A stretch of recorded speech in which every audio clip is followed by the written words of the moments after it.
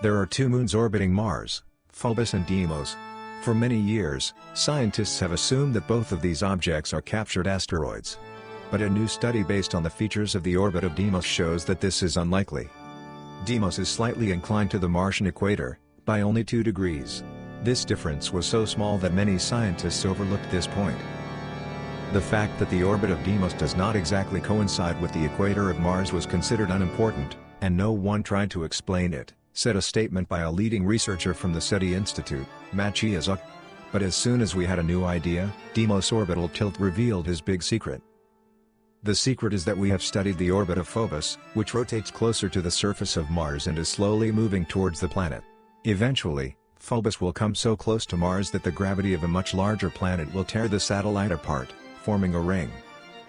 Study co-authors David Minton, a professor at Purdue University, and Andrew Hesselbrook, who was his graduate student during the study, suggest that the future of Phobos is not a one-time event.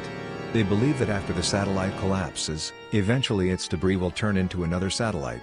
This will not only happen in the future, but has already happened in the Martian past. This destruction and transformation of the satellites, in turn, would explain how the orbital inclination of Deimos appeared. The new cyclic theory of the destruction of the Martian satellite has one important point that makes the Deimos tilt possible. The newborn satellite is moving away from Mars, in the opposite direction from the inner spiral along which Phobos is moving due to gravitational interactions with Mars. A satellite moving outward can enter the so-called orbital resonance, in which the orbital period of Deimos is 3 times longer than that of another satellite, the researchers added. We can say that only an outward moving satellite could have greatly affected Deimos, which means Mars must have had a ring pushing the inner satellite outward. This theoretical outward moving satellite would be huge, 20 times more massive than Phobos. It is assumed that Phobos is 2 generations younger than this satellite, which decayed and reborn twice, the second time, forming Phobos. In addition, the age of Phobos is consistent with this theory. Deimos is billions of years old, but Phobos is only 200 million years old, that is, it was formed when dinosaurs still roamed the Earth.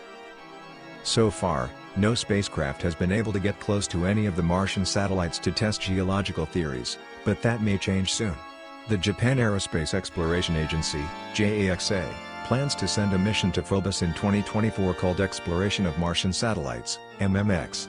If all goes according to plan, MMX will take a sample from the surface of Phobos and deliver it to Earth.